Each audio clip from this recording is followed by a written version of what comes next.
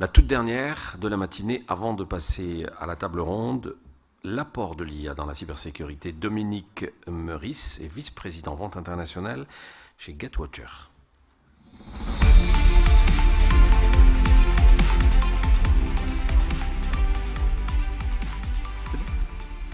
Bonjour, merci d'être venus aussi nombreux écouter mes brillants prédécesseurs. Donc, je vais essayer d'être modestement au niveau de votre intérêt pour parler un peu de l'IA dans le cyber. Alors, première chose, c'est quand on regarde une semaine d'actualité. Vous savez, dans beaucoup de pays, les entreprises sont obligées de communiquer quand elles ont été attaquées. Et là, c'est une semaine, donc début mai, et vous voyez une dizaine d'attaques sur une semaine qui ont abouti. Et comme le disait mon prédécesseur, celles qui ont abouti, c'est celles dont les gens sont au courant. Un côté qui est assez pernicieux dans la cybersécurité, c'est qu'on a parlé des milliards, des trilliards de dollars d'aboutissement. Bien évidemment, si je suis un hacker, je vais essayer d'aller là où c'est le plus rentable pour moi. Une banque, par définition, sont très attaquées. Par contre, forcément, c'est très compliqué parce qu'aujourd'hui, ils ont à peu près 10% de leur budget IT pour équiper la partie cyber. Et donc, ils ont un niveau d'équipement important. Il y a un secteur qui, vous voyez, est très attaqué. C'est le secteur hospitalier.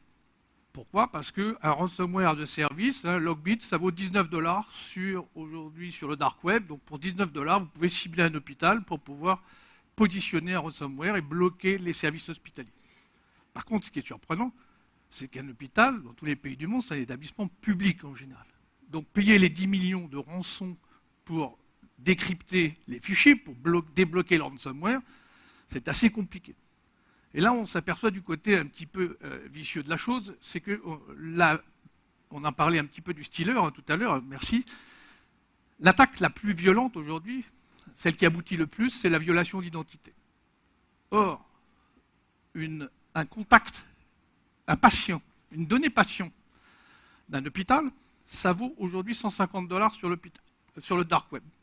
Pourquoi? Parce qu'en fait, c'est une donnée qui, à un moment donné, est la plus actuelle. C'est-à-dire, on a le numéro de sécurité sociale, on a le nom, le prénom, l'adresse. Donc, on a les données les plus actuelles. Et donc, c'est assez pertinent.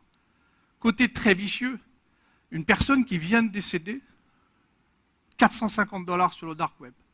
Pourquoi? Parce que pendant la période de deuil, probablement, la famille, les personnes ne vont pas chercher à regarder s'il y a eu usurpation d'identité. Et cette usurpation d'identité, c'est quoi? C'est le fait de pouvoir récupérer. Parce que on est tous en accès avec des droits. On a accès à des droits.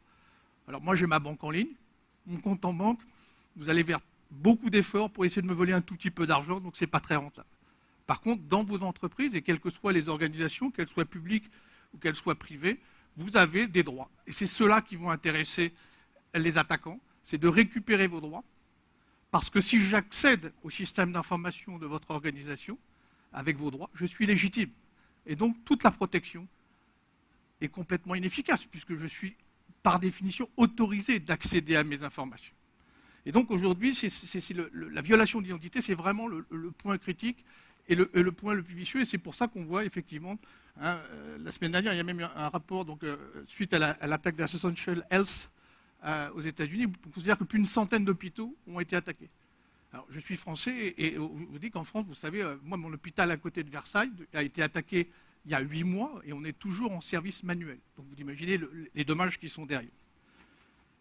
Alors, sur la situation algérienne, il y a peu de choses que j'ai pu récupérer. Je ne suis pas algérien, donc je n'ai pas forcément la même richesse d'informations que mes brillants collaborateurs, mais je vois qu'effectivement, un certain nombre d'informations. Donc aujourd'hui, la presse considère que l'Algérie est l'un des attaques les plus vulnérables aux cyberattaques. Certains classements aujourd'hui montrent qu'il y a à peu près 1800 attaques en Afrique, vous faites partie d'un continent. Et dans ce continent, effectivement, on voit que beaucoup de banques ont déclaré aujourd'hui, quels que soient les pays, avoir été attaqués. Je ne sais pas si vous vous souvenez, mais une attaque qui a eu 2 implications dans le secteur bancaire, donc c'est la Bank of Africa à Mali, premièrement parce qu'elle a abouti au Mali avec un détournement d'argent, mais 2, la personne ne s'est pas contentée de voler l'argent, il en a fait publicité. Et donc le problème, c'est que la réputation de la banque a été très impactée au niveau global africain, et la direction de la BOA a estimé qu'en fait, les dommages de la réputation étaient bien supérieurs aux millions qui ont été détournés. Alors, voilà, ça c'est des rapports qui, peu importe, mais qui montrent qu'il y a beaucoup d'attaques, des profils d'attaques. Là, c'est Kaspersky qui parle pas mal sur les classements du type d'attaque. Mais je ne veux pas être anxiogène. Moi, ce qui m'intéresse, c'est d'apporter des solutions. Et ce que l'IA vient apporter par rapport à ça. Alors, typiquement, moi, vous avez vu, je ne suis pas tout jeune. Moi, j'ai connu aujourd'hui la révolution d'IP, la révolution de l'Internet. Et pour moi, l'IA, là, on est vraiment dans une génération, vraiment quelque chose qui explose en termes de révolution. Pourquoi? Parce que quand vous réfléchissez, le téléphone a été inventé à la fin du 19e pour déporter le théâtre. AT&T, les premières expérimentations du téléphone, c'était pour élargir la capacité du théâtre. Donc vous voyez comment ça a été modifié en termes de son usage. Et je pense que l'IA aujourd'hui, on en est vraiment au balbutiement de la problématique de l'usage. Et je jalouse mes enfants, mes petits-enfants, sur l'ouverture et la capacité.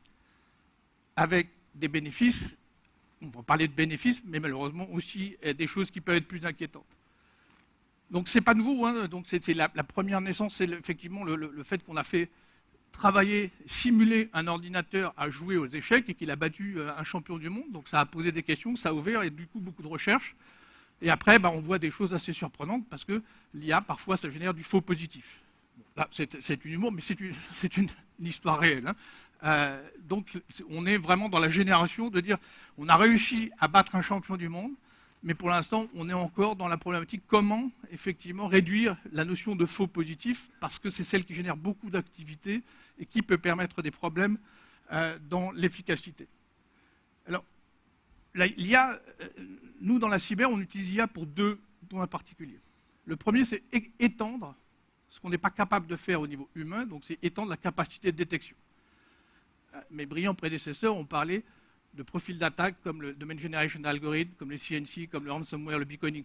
Je ne vais pas passer toutes ces techniques parce que ce n'est pas l'objet du débat. Mais il est clair qu'on est à la limite de la compétence humaine et donc il est très intéressant de pouvoir analyser des signaux faibles. On parlait, je crois ce matin, beaucoup de mes prédécesseurs ont parlé de la connaissance. Hein, la connaissance, c'est aussi la capacité de détecter si aujourd'hui on n'est pas attaqué. Et là, effectivement, je reviens sur une chose. Hein, nous, hélas, j'ai tendance à dire 100% de nos clients nous disent on a été attaqué. Vous travaillez qu'avec des clients qui se font attaquer. Non, c'est simplement qu'ils le savent. Et on parle de l'aboutissement. Malheureusement, l'attaque aujourd'hui, elle est permanente. On va prendre un exemple. Si vous prenez le Parlement européen, vous savez quelle était l'attaque la plus violente du Parlement européen? C'était une discussion des députés sur la taille des mailles de filet pour la pêche en mer du Nord. Des pays avaient un intérêt majeur à savoir quelle serait la taille de filet pour préparer leurs pêcheurs. Donc c'est une information stratégique économique. Et donc l'économie a besoin de l'information. Et donc pour besoin de l'information, j'ai besoin d'aller la chercher. Donc il n'y a pas forcément que des dommages, mais aussi la problématique d'accéder à l'information. Donc le machine learning, qui est le premier usage de l'IA dans la cybersécurité, c'est cette capacité d'aider l'homme à détecter des choses qui sont compliquées au niveau pour pouvoir récupérer des anomalies dans l'infrastructure. Et le problème, effectivement, c'est que bien souvent, il y a une dichotomie. Hein, on parlait de 50 jours, mais de prédécesseurs, on parlait de 50 jours sur une attaque moyenne. Donc, on passait de 80 jours. Donc, effectivement, je pense que le taux d'équipement en cyber au niveau mondial permet de réduire, mais on voit que c'est encore très, très long entre l'attaque, le début de l'attaque, et la capacité de la réaction d'une organisation. Mais en tout cas, cette dichotomie fait que c'est celle qui va vraiment provoquer le dommage que peut subir l'organisation.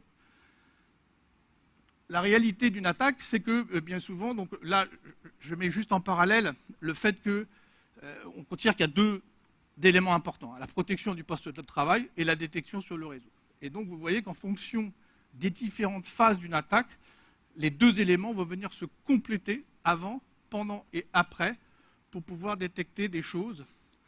Reprenons l'exemple de l'hôpital. Imaginons que vous êtes RSSI d'un hôpital et que je vous envoie un mail en vous disant « Monsieur, je viens de vous positionner en ransomware, donnez-moi 10 millions d'euros. » Si vous avez un peu de temps, vous allez me répondre « Bonjour monsieur, je vous souhaite une bonne journée. » Si je vous envoie le même mail avec des données de votre entreprise, de votre organisation, là, vous allez un peu moins rigoler parce qu'il y a quelque chose. Ça veut dire quoi? Ça veut dire qu'avant de positionner un ransomware, le chiffrement des données, le blocage de l'activité, ce qui est effectivement extrêmement préjudiciable, j'ai quelque part le hacker est rentré dans mon système d'information. Il a usurpé une identité. Il a fait un mouvement latéral. Il a découvert l'infrastructure. Il a extrait de la donnée. Tous ces signaux faibles, ce sont les signaux qui vont permettre d'être au courant qu'on est dans le processus d'une attaque. Hein, souvent, on me demande, oui, mais alors, il y a le SIEM, il y a le DR, et le NDR, comment ça se positionne? Alors, de manière très caricaturale, moi j'ai tendance à dire, vous savez, le SIEM, c'est bien, mais c'est Inch'Allah, c'est un peu la médecine pathologique, c'est-à-dire c'est comprendre pourquoi je suis mort.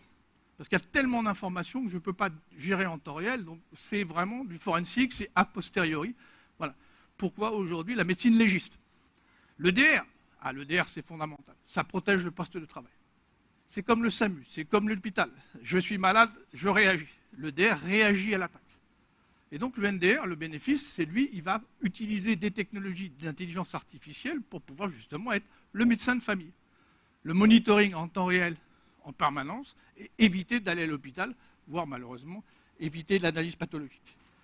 Et c'est ce gap qui est important. C'est cette capacité de détecter en complément des solutions de l'infrastructure, d'accord, par les technologies d'intelligence artificielle, de pouvoir réduire le gap et donc de minimiser les impacts d'une cyberattaque. Voilà, je pense que tous mes prédécesseurs sont bien plus brillants que moi pour vous expliquer toutes les technologies qui sont utilisées, et je vais prendre juste deux illustrations de l'apport de l'IA. Le premier, c'est ce qu'on appelle donc, le baseline. Le baselining, c'est de dire, en fait, j'ai une activité dans une infrastructure, d'accord, et je vais détecter, j'ai développé un algorithme pour essayer de voir si je n'ai pas des anomalies. Malheureusement, entre-temps, il y a eu mon ami Covid. Donc, le baselining, voilà, c'est je regarde et il y a une anomalie, j'ai une extraction d'un fichier de 40 gigas vers une adresse IP qui est le premier échange, clairement, c'est une anomalie. Mon ami Covid est arrivé entre les deux. Et le problème, c'est que pendant le Covid, on est passé en full VPN. Et donc, ça veut dire que la modélisation d'une infrastructure par rapport à ça a créé des faux positifs et donc un drame pour les développeurs de modules de baselining et de ce qu'on appelle le machine learning non supervisé, c'est qu'il a fallu remodéliser complètement le problématique d'une infrastructure qu'on est en full VPN. Une fois que c'est fait, on a le post-Covid. Et là, dans certains pays, on est passé ce qu'on appelle un modèle open bar. 50-50, c'est-à-dire qu'on ne définit plus forcément de règles par rapport à la présence au bureau et les gens alternent entre une possibilité de télétravail et de présence au bureau. Donc, on revient à une mixité d'approches de cloud, de château, voire d'accès VPN. Et donc la modélisation, c'est-à-dire la pertinence de ces algorithmes non supervisés, est à restructurer complètement, puisque on est encore dans un modèle où il faut redévelopper l'algorithme. C'est pour ça qu'aujourd'hui, les data scientists et les spécialistes utilisent des modèles hybrides. On en a parlé un peu, un de mes prédécesseurs, donc sur cette capacité de dire les modèles supervisés ont un avantage, c'est qu'ils définissent des use cases. Si je sais ce que je cherche, il y a de grandes chances que je sois plus efficace pour trouver ça. Et ça veut dire quoi? Ça veut dire qu'on a des algorithmes dédiés à des recherches spécifiques. Le SMB, l'élévation de privilèges, le Domain Generation Algorithm, le beaconing. Bref, toutes les techniques qu'utilisent les attaquants. On parlait de choses connues, de choses inconnues, mais les techniques sont les mêmes. Les spécialistes vous le disent à la fin de la journée. En fait, il y a même des hackers qui signent leurs attaques. Mais les techniques sont toujours les mêmes. Et donc l'avantage des algorithmes de machine learning supervisés, c'est qu'ils ont une efficacité immédiate. Deuxième avantage, c'est qu'il n'y a pas besoin d'apprentissage, puisque si on cherche un domaine generation algorithme, donc la génération de domaines aléatoires dans votre infrastructure, immédiatement, on va pouvoir les détecter dès qu'il y a une présence. Et la troisième chose, ce qui est intéressant, c'est que laisse l'intelligence dans votre infrastructure. Et là, effectivement, il y a deux grandes écoles. Une école plutôt anglo-saxonne qui consiste à dire, écoutez, donnez-moi vos données, donnez-moi vos métadonnées. Je vais vous dire si vous avez une anomalie. Donc l'extraction des métadonnées. Et d'autres écoles qui sont civiles et militaires, ou qui sont des approches de type européenne, qui consistent à dire, non, vos données, elles sont souveraines.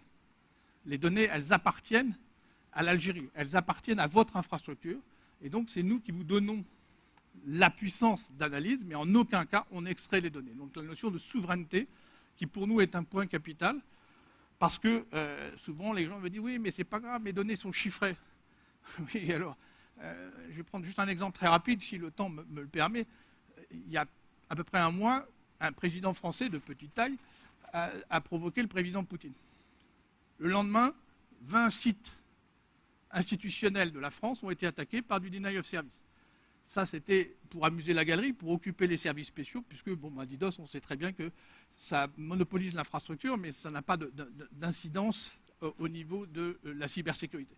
Par contre, en même temps, le site de la sécurité sociale en France a été attaqué. Et là, c'était plus inquiétant. Pourquoi? Parce que tous les vendredis, les mutuelles privées et la sécurité sociale échangent le fichier de compensation. Un fichier qui est chiffré. Par contre, j'ai la métadonnée.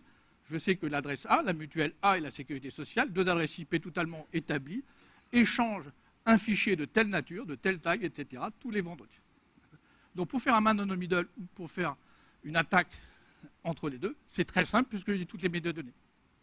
C'est le même problème que pour WhatsApp. Beaucoup de gouvernements interdisent WhatsApp. Pourquoi? Parce qu'en fait, oui, effectivement, la donnée va être chiffrée. Par contre, si je vous envoie un WhatsApp, d'accord, j'ai effectivement un dialogue entre deux personnes, deux adresses de numéro de téléphone, j'ai toutes les données. Et donc c'est pour ça que même si la donnée est chiffrée, la métadonnée est un point très important qui est le véhicule de l'attaque, d'où le fait d'avoir beaucoup plus une suite d'algorithmes de machine learning combinés à de la détection par signature pour les attaques qui sont connues. Alors après, on a des choses un peu juste pour la technique. Donc ça, c'est SolarWinds. SolarWinds, pour ceux qui s'en souviennent, c'était il y a 4 ans de mémoire. Donc une attaque étatique d'une complexité extrême. Pourquoi? Parce que c'est la première fois qu'on avait donc une attaque dite de supply chain, c'est-à-dire 36 000 clients dans le monde utilisent SolarWinds et 18 000 clients, au mois de mars, si mes souvenirs sont bons, ont fait une mise à jour légitime. Je vous rappelle que quand vous faites une mise à jour, en général, Microsoft vous demande de désactiver votre antivirus. C'est amusant. Donc, dans la mise à jour légitime d'Orion, le malware est arrivé. C'est une attaque avec effet de bord. Pourquoi? Parce qu'en fait, l'attaque ne visait pas les 18 000 clients de SolarWinds. L'attaque visait un certain nombre d'institutions aux États-Unis, des organismes fédéraux, pour pouvoir éventuellement voler des informations. Le problème, c'est qu'il y a 18 000 clients dans le monde qui ont été infectés par le malware. La manière de communiquer du malware, donc on en a parlé tout à l'heure, c'est donc du domaine génération algorithme, c'est-à-dire qu'en fait, en gros, James Bond est là, il attend dans l'infrastructure que M lui donne une information, et pour que M communique avec James Bond, il accroche par un nom de domaine aléatoire. Et donc, la manière dont on a pour détecter ce type de communication entre le command and control et le malware, c'est détecter s'il n'y a pas une requête DNS aléatoire. Et là, ce qui était extraordinaire sur SolarWinds, ça a été détecté par Microsoft et FireEye, c'est que vous avez l'exemple aujourd'hui du TLD qui était utilisé. En première chose, vous regardez le côté pernicieux, AVI.cloud. C'est-à-dire, en fait, si éventuellement quelqu'un fait l'analyse de la trame, c'est une requête sur AWS, c'est une requête d'API sur AWS. Ça, c'est pas sécurisé, je m'en fous. D'accord? Donc déjà, le AVS vmcloud.com, d'accord? Donc ça, c'est pour être sûr que la personne de cyber s'en occupe pas. La deuxième chose, le JByte, ici, sépare deux domaines aléatoires, et donc on est dans l'exponentialité de la complexité de détection. Pardon.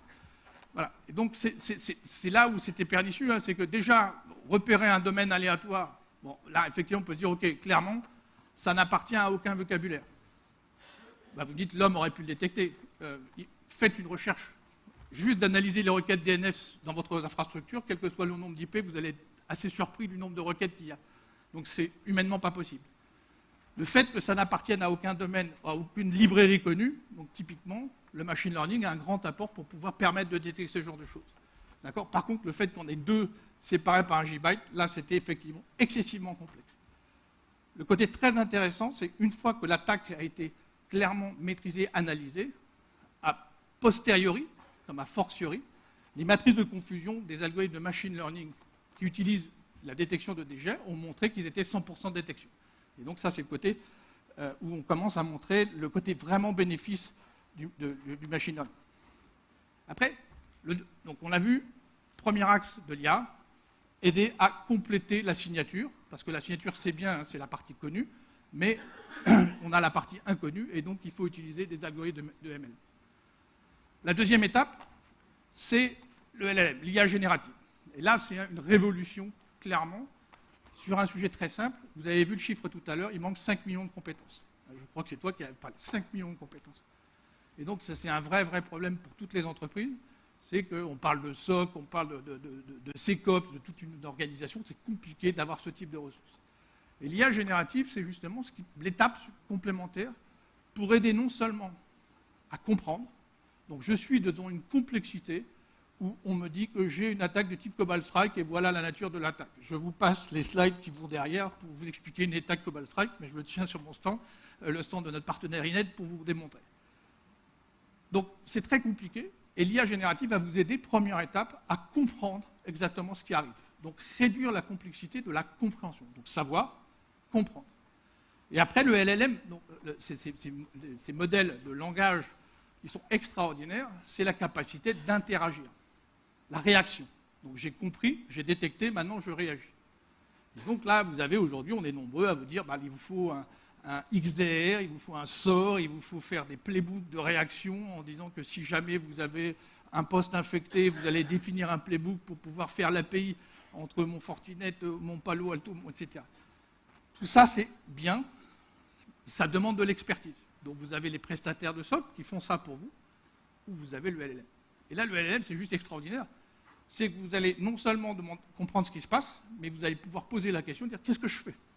Et donc, en fonction de la nature de l'attaque, et là, un de mes prédécesseurs l'a parfaitement bien défini, hein, dans un contexte bien donné, parce que pour éviter qu'on se fasse attaquer sur un pont au fin fond de la France qui n'a aucune pertinence, dans un contexte extrêmement précis de l'usage de votre infrastructure, découverte des éléments structurants d'infrastructure, le firewall, l'EDR, etc., et donc une interaction directe pour bloquer la situation. Bloquer, ou en tout cas vous demander l'avis. Pourquoi? Parce que si vous êtes un industriel, vous n'allez probablement pas accepter qu'un processus industriel soit bloqué par une alarme. Ça peut être un processus industriel extrêmement complet. Si vous êtes une banque, un analyste SOC n'a aucun pouvoir de bloquer un transfert entre deux banques. Par contre, vous allez informer le SecOps, donc la personne qui a une vision métier, pour pouvoir donner l'autorisation de blocage. Inversement, si vous voyez qu'il y a une infection qui est en train de se produire ou une intrusion qui est en train de se passer, vous pouvez bloquer automatiquement un port de firewall ou un port de votre proxy. Donc, permettre à l'infrastructure de réagir par rapport à la détection. Et donc ça, je pense que, encore une fois, bon, c'est très visuel et je ne vais surtout pas faire de démo ici parce qu'en plus, je vais essayer de rattraper le temps qui nous est imparti. Mais c'est vraiment la révolution, c'est cette capacité de réduire la complexité. Donc, donner plus d'assurance et d'efficacité aux personnes qui opèrent la cybersécurité, à la vision, à la compréhension et à la réaction, d'accord, et grâce aux technologies, même dans des environnements non connectés. Et là, je rejoins un de mes confrères qui parlait auparavant. Attention de ne pas envoyer vos données à l'extérieur. Hein, AI, c'est bien, mais si vous donnez toutes vos données, c'est assez dangereux d'envoyer toutes vos données à l'extérieur, parce que lui, il va absorber absolument tout ce qu'on lui donne. Et donc, effectivement, l'intérêt, c'est qu'on a des modules aujourd'hui où on utilise le LM dans un modèle souverain. Nous, pour information, on est dual civil et militaire. Hein. Nos produits sont utilisés aussi sur des champs de bataille en ce moment, contre des champs de bataille de la cyberattaque. Alors, pas uniquement, malheureusement, sur des choses très d'actualité, sur des situations très tendues, mais aussi des champs de bataille comme des élections présidentielles, des champs de bataille comme les Jeux Olympiques, qui sont des véritables champs de bataille aujourd'hui de cyberguerre. Et donc l'intérêt, c'est qu'on a une capacité d'intégrer de ces modules LM, l'IA générative, le LLM, même dans des modules totalement on-premise, puisque là, on est dans un contexte parfaitement ciblé et parfaitement défini.